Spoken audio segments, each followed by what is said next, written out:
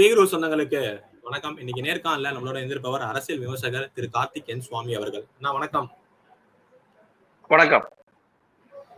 பீகார் தேர்தல் அங்க ஒரு புறம் சூடு பிடிச்சுக்கிட்டு இருக்கு இந்தியா முழுவதும். இப்ப அங்க பேசின பாரத பிரதமர் பிரச்சாரத்துல பேசினது இங்க தமிழகத்துல சூடு பிடிக்க ஆரம்பிச்சிருச்சு. பீகார் மக்கள்கிட்ட அங்க பிரச்சாரத்துல பாரத பிரதமர் அவர்கள் தமிழர்களை இழிவுபடுத்திட்டார்.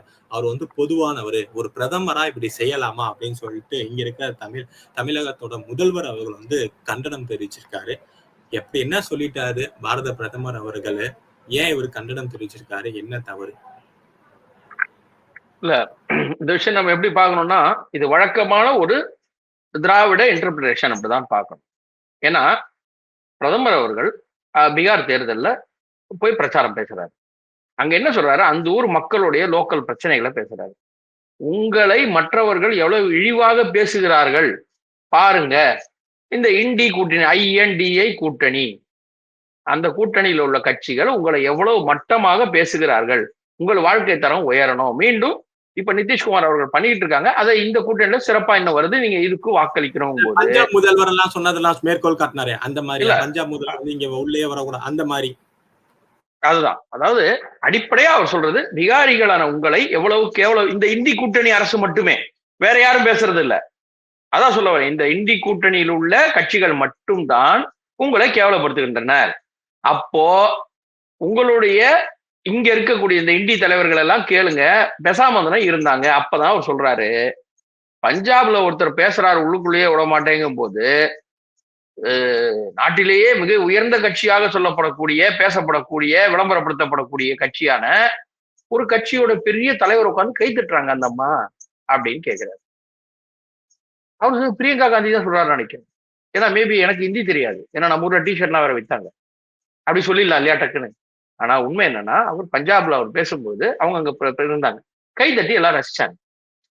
அப்போ ஒரு பஞ்சாப் விட்டுருங்க, அடுத்தது நம்ம ஊர்ல வாங்க. மெயினா நம்ம ஊர் தானே, இப்போ பிரச்சனையே நம்ம ஊர் தானே. இங்கதான் மாத்தி சொல்றதுங்கிறது ஒரு விஷயம் வருது. எப்படின்னா, அவர் சொல்றார், உங்களை பற்றி இந்த கூட்டணியில் உள்ளவர்கள்னு சொல்லும் போது திமுக அப்படின்ன உடனே ஐயோ தமிழர்களை சொல்லிவிட்டார் அப்படின்னு சொல்லி இவங்க இங்க திருச்சி விடுறாங்க. இது எப்படின்னா, ஒரிசால ஜெகநாதர் கோவிலின் சாவி இங்குள்ள ஒரு தமிழரிடம் இருக்கிறது, ஆட்சியை அவர் அங்க தூக்கிட்டு போயிடுறாருன்ற மாதிரி அவர் சொன்னார். அந்த ஒரு நபரைத்தான் குற்றம் சாட்டினார். ஒரிசால அந்த ஒரு நபர், அவர் பாண்டியன் நினைக்கிறேன் அவர் பேர், அவர் அங்க கட்சியில முக்கியப்பட்ட ஒரு பொறுப்புல வரதுங்கிறத அதனால சொன்னாரு. அதாவது நம்ம எப்பவுமே என்ன சொல்றோம்னா, இங்க கர்நாடகத்துல இருந்து ஒரு நடிகர், ஒருத்தர் பெரிய நடிகர் கர்நாடகக்காரர் இருந்தாலும், அவர் இங்கேயே வளர்ந்து இங்கேயே தமிழராகவே இருந்தாலும், ஐயோ அவர் ஆட்சிக்கு வரக்கூடாது, அவர் தமிழர் அல்லாதவர்னு இவங்க கிளப்பி விடலாம், அது தப்பே கிடையாது. ஆனால் அவர் ஒரு மாநிலத்தில் உங்களை கேவலப்படுத்துபவர்கள் சொன்னது தப்பா போச்சு. சரி, இப்ப இங்க நம்ம அந்த எவ்வளவெல்லாம் அவங்க பேர்ல மரியாதை வச்சிருக்கோம் அந்த மாநில மக்கள் மேல, நம்ம இவர் சொன்ன திமுகவினர் எவ்வளவு மரியாதை கொடுத்திருக்கார்கள்னு ஒரு சாம்பிள் மட்டும் உங்களுக்கு சொல்றேன். திரு பழனிவேல் தியாகராஜன் அவர்கள் முன்ன சொன்னாங்க 2021 அந்த காலகட்டத்திலேயே, பிஜேபி ஜெயிக்கிறதெல்லாம் படிப்பறிவு இல்லாத வட இந்திய வட மாநிலங்களில், குறிப்பா பீகார், ஒரிசா, உத்தரப்பிரதேசம்லாம் படிப்பறிவு இல்லாத இடங்களில் மட்டும்தான் அவர்கள் ஜெயிக்க முடியும். அப்போ படிப்பறிவு இல்லாதவங்க முதல்ல அவர் சொல்றாரு ஒண்ணு.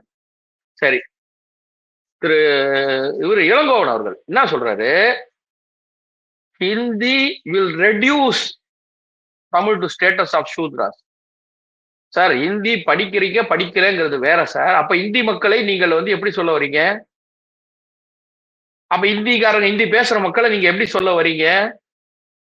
வர்ணபேதம் கூடாது, சமூக நீதினு சொல்லக்கூடிய இந்த திமுக, ஹிந்தி படித்தால் நீங்கள் சூத்திரராகி விடுவீர்களா? நீங்க வட இந்தியர்கள் மொத்தவரையும் நீங்கள் தாழ்த்தப்படுறா, அப்போது தவறான வார்த்தை, தவறானவர்களா? நீங்கள் அப்படித்தான் கொண்டு போறீங்களா? அப்ப நீங்க அந்த விதத்துல இளங்கோவன் அவர்கள் சொன்னாரு.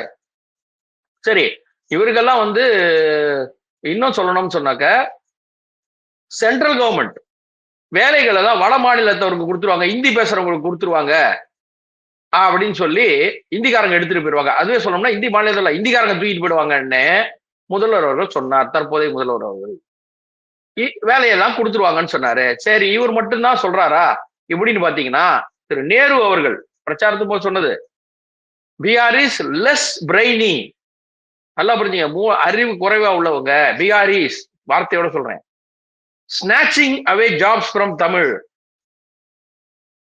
தமிழியன்ஸ் அப்படின்னா படிப்பறிவு இல்லாத, அறிவு குன்றிய, அந்த வார்த்தையோட நான் சொல்றேன். உங்களுக்கு அந்த வார்த்தைகளை கரெக்டா சொன்னா உனக்கு தெரியும் உங்களுக்கு நினைக்கிறேன்.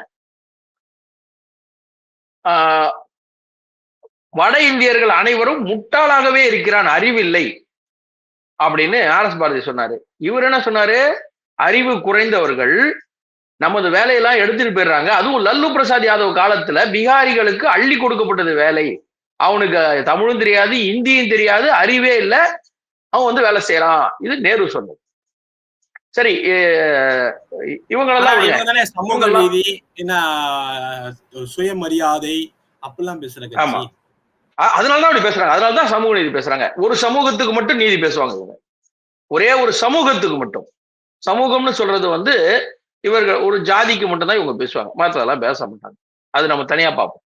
அடுத்தது, இவர்கள் எல்லாம் இந்தி தெரியாதவர்கள் அப்படின்னு வச்சுக்கீங்களேன். இந்தி தெரியாதவர்கள். இந்தி தெரிந்ததனால் அவரை நான் வேட்பாளராக நிறுத்துகிறேன் அப்படின்னு கலைஞர் அவர்கள் சொல்லி முன்மொழியப்பட்ட திரு தயாநிதி மாறன், அவரு பீகாரிலாம் இங்க வந்தா என்ன செய்யறான்? நம்ம ஊர் மக்கள்லாம் ஐடி கம்பெனில பெரிய பெரிய வேலையில இருக்கிறாங்க. இந்திக்காரன் பிகாரிக்காரன் இங்க கட்டட வேலையும் டாய்லெட் கிளீன் பண்றான் அப்படின்னு சொன்னார். அவர் இந்தி படித்தவர் தயாநிதி மாறன். அதனாலதான் அவருக்கு வேட்பாளராகவே நிறுத்த வச்சாங்க கலைஞர் சொல்லி. அதெல்லாம் அப்போ என்ன ஆகுது? இந்தி தான் உனக்கு தெரியுமே.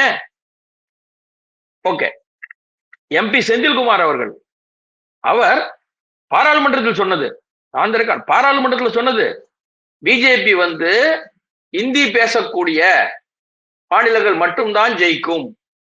நீங்க இன்னும் அந்த வார்த்தையை கூட உங்களுக்கு சரியா சொல்றேன். இந்த Hindi speaking state what we generally call as Gomutra states. இது செந்தில்குமார் அவர்கள் பாராளுமன்றத்தில் சொன்ன வார்த்தை, பதிவு செய்யப்பட்டது. சரி, இவங்களெல்லாம் பாராளுமன்றத்தில் போகும்போது இந்த வாய் தவறி சொல்லிவிட்டார்கள், அப்புறம் வருத்தம் தெரிவிக்கிறேன் எல்லாம் சொன்னார்கள். நாங்கள் வருத்தம் தெரிவித்தோம் என்றால், ஆர்.எஸ். பாரதி பொன்முடி பேசுனதெல்லாம் சோன் பப்படி விற்கிறவன், பானிபூரி விற்கிறவன் எப்படின்னு இந்திக்காரங்களை பேசுனது, பிகாரி இங்க நம்ம ஊர்ல கக்கூஸ் கழுவான்னு சொன்னது, அது எந்த விதத்துல இதுவா இருக்கும்? சரி, இவர் நார்மல் அடித்தட்டு மக்களை மட்டும்தான் இப்படி பேசிவிட்டார்களா?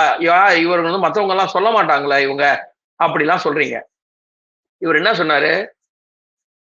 கவர்னர் திரு R.N. ரவி அவர்கள் comes from Bihar who sells panipuri and soan papdi in Tamil Nadu.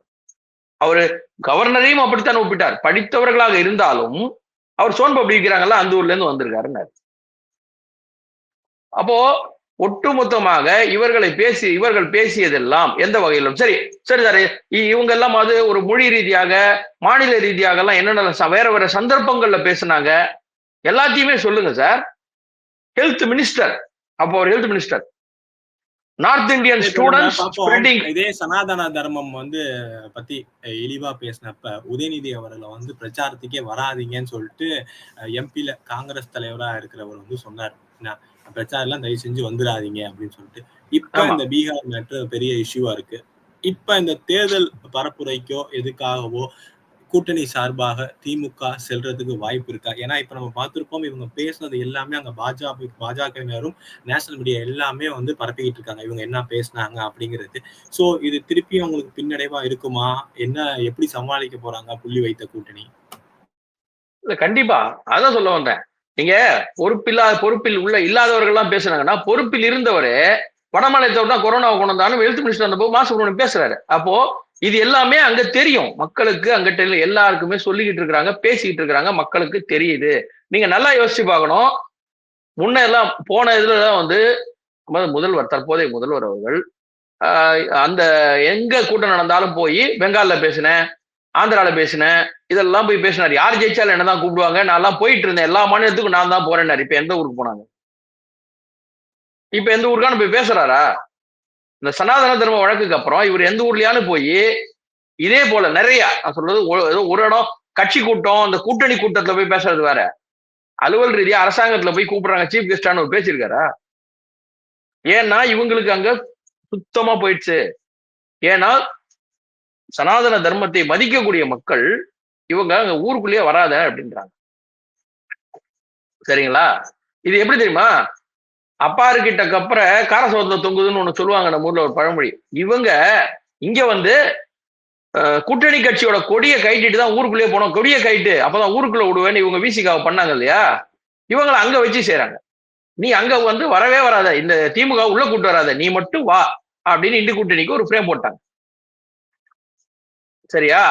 ஆனாலும் இவர்கள் இங்க இருந்து பேசிட்டு தான் இருப்பாங்க. இந்த மொழி மாற்றுதல்ங்கிறது ஒரு உதாரணம் சொல்றேன். ஒரு 2-3 மாசம் முன்ன திரு அமித்ஷா அவர்கள் பேசும்போது சமஸ்கிருதம் தான் அனைத்து மொழிக்கும் தாய் என்று சொல்லிவிட்டார் அப்படின்னு சொல்லி ரொம்ப இவனுங்க பிரச்சனை கிளப்பி விட்டாங்க. கடைசியில் அவரு கிட்டத்தட்ட பல மொழிகளுக்கு இந்தியாவில் உள்ள பல மொழிகள் கிட்டத்தட்ட அதிகமான மொழிகளுக்கு சமஸ்கிருதமும் இந்தியும் தாய்மொழின்னு. அதாவது அந்த வார்த்தை வந்து லக்பக் அப்படிங்கும் போது இவங்க அதை கட் பண்ணிட்டு அப்படியே இவங்க சுட்டு வந்துட்டாங்க. இவங்க எப்பவுமே அப்படின்னா ஒருத்தர் சொன்னதை திருத்தி சொல்றது, மாத்தி சொல்றது, அதுதான் இவங்களுக்கு வேலை. இந்த பிரதமர் அவர்கள் சொல்றது ரொம்ப தெளிவா அந்த ஊருக்கு ஒரிசால பேசும்போதும் அந்த ஊருக்கான பிரச்சனை பேசினாரு, இங்க வரும்போதும் அந்த ஊருக்கான பிரச்சனையை பேசுறாரு, அவ்வளவுதான் பேசுறாரு. பெங்கால்ல போகும்போது ஊடுருவல்காரர்கள் உள்ள வராங்க, அவங்க எல்லாம் வரக்கூடாதுங்கிறாரு, அந்த ஊர் பிரச்சனையை பேசுறாரு. நீங்க எந்த ஊருக்கு போனாலும் அந்த ஊர் பிரச்சனையை பேசுறாரு. அப்போ தமிழ்நாட்டுக்கு வரும்போது என்ன பேசுவாரு? தமிழர்களை ஆளட்டும், திராவிடர்கள் வேணாம் பாரு. அதுதான் இவங்களுக்கு பயம். இப்பொழுதே கிளப்பி விட்டாங்க. தமிழ்நாட்டை தமிழர்கள் ஆளட்டும், நீங்க திராவிடர்கள் வராதீங்கன்னு சொல்லுவார். அந்த பயம் இவங்களுக்கு இப்பொழுதே இப்படி மாத்தி மாத்தி விட்டா ஒரு ஸ்டேஜ்ல வரும்போது இவங்களுக்கு எதிராக அது திரும்ப கூடும். அதனாலதான் நீங்க இதோட இன்னும் கவனிக்கணும். திரு திருமாவளவன் அவர்களுடைய ஒரு பேட்டி ஒண்ணு இருக்கு, பழசு கிடைச்சின பாருங்க. தமிழ்நாட்டு மக்களுக்கு இந்தி தெரிந்திருந்தால் மோடி அவர்கள் வெகு சுலபமாக ஜெயித்து விடுவார். ஹிந்தி தெரிஞ்சிருச்சுன்னா அவர் ரொம்ப சுலபமா ஜெயிச்சிருவாங்க அப்படின்னு திருமாவளவன் அவர்கள் சொன்ன பேட்டி எல்லாம் இருக்கு. இப்போ இந்த மொழி மாற்று அப்படிங்கிறத விட மொழி என்ன சொல்றது, இவங்க வந்து மொழி பிதற்று மாத்தி விட்டு நமக்கு இங்க மடை மாற்று அப்படின்னு கூட சொல்லலாம். அப்படிதான் இவங்க பண்றாங்க. ஸோ அந்த பிரச்சனை இப்படிதான். அவர் பேசினது அந்த ஊர் மக்களுக்கான உங்களை கேவலமாக பேசும் இந்த கூட்டணியை புறக்கணியுங்கள், அதுதான் அவர் சொன்னாரு. ஸோ அதுக்கான வீடியோ காணொலி இருக்கு, மொழி மாற்றம் கூட செஞ்சு கொடுத்துருக்காங்க. ஸோ அதையெல்லாம் மக்கள் பார்த்தாங்கன்னா மக்கள் புரிஞ்சுப்பாங்க. இவர்களுடைய அரசியல்லாம் இனி ஓஞ்சி போச்சு. மொழி வச்சு அரசியல் பண்றதுங்கிறதெல்லாம் நடக்காது. இருந்தாலும் இவங்க ட்ரை பண்றாங்க. அப்படிதான் அதை பார்க்க முடியும். காணொலி இறுதியான கேள்வியா, ஓட்சோரின்னு சொல்லிட்டு உடனே அங்கதான் ஆரம்பிச்சாரு பிரச்சாரம். இங்கேருந்து தமிழக முதல்வர் போக, எதிர்கட்சி தலைவர் ராகுல் காந்தி ஆரம்பிக்க. ஆனா கொஞ்ச நாள் அப்ஸ்காண்ட் ஆகி 40 நாள் கழிச்சுதான் மீண்டும் பிரச்சாரத்துக்கு ராகுல் காந்தி வந்திருக்காரு. இங்கே தமிழக முதல்வரும் போகவே இல்லை. என்னாச்சு? பீகார் தேர்தல அவங்களுக்கே ரிசல்ட் தெரிய ஆரம்பிச்சிருச்சா? இல்ல, பீகார் தேர்தல் மட்டும் உங்களுக்கு வந்து கூட்டணியே முதல்ல சரியா அமையல. வேட்புமனு எல்லாம் அவங்கவுங்க தாக்கல் பண்ணி இஷ்டத்துக்கு, அதுக்கப்புறம் தான் கூட்டணி இந்த தொகுதி உனக்கு, இந்த தொகுதி எனக்குன்னே வந்தது. அதோட பாத்தீங்கன்னா ஒரு 10 தொகுதியில வந்து எதிரும் புதிருமா லல்லு கட்சி இவங்க காங்கிரஸுமே எதிரெதிரா நிக்கிறாங்க. தொகுதி கேட்ட உவைசியை இவங்க கண்டுக்கவே இல்லை, அவர் தனியா போயிட்டாரு. இப்போ நிறைய இதுல பிரச்சனைகள் இருக்கு. அதனால இவங்களுக்கு தெரியும் அங்க போனா இந்த கேள்விகளுக்கெல்லாம் பதில் சொல்லணும். அப்போ நீங்க என்ன பதில் சொல்லுவீங்க அங்க போயிட்டு? அதனாலதான் ராகுல் காந்தி அவர் போல. ஏன்னா அவருக்கு அங்க போய் பேசுற அளவுக்கு ஒண்ணும் கிடையாது. என்ன பேசுவாரு? 10 தொகுதியில வந்து ஆர்ஜேடியை திட்டுறது, அடுத்த தொகுதியில போய் நாங்க இவங்களை பாராட்டுறதுன்னு பேசுவாரா? எப்படி கேரளால வந்து கம்யூனிஸ்டை திட்டிட்டு தமிழ்நாட்டுக்கு வந்து கம்யூனிஸ்ட் ஓட்டு போடுங்கன்னு கேட்கற மாதிரி? அதெல்லாம் அங்க நடக்காது. இங்க திராவிடம் செய்திருக்க வேலை அது மக்கள் ஏத்துக்கிட்டாங்க, ஆனா அங்க ஏத்துக்க மாட்டாங்க. சோ அது வந்து அவரை போல, அதனாலதான் பதில் சொல்ல முடியல, அதனாலதான் போல. இதுதான் அங்க காரணம்.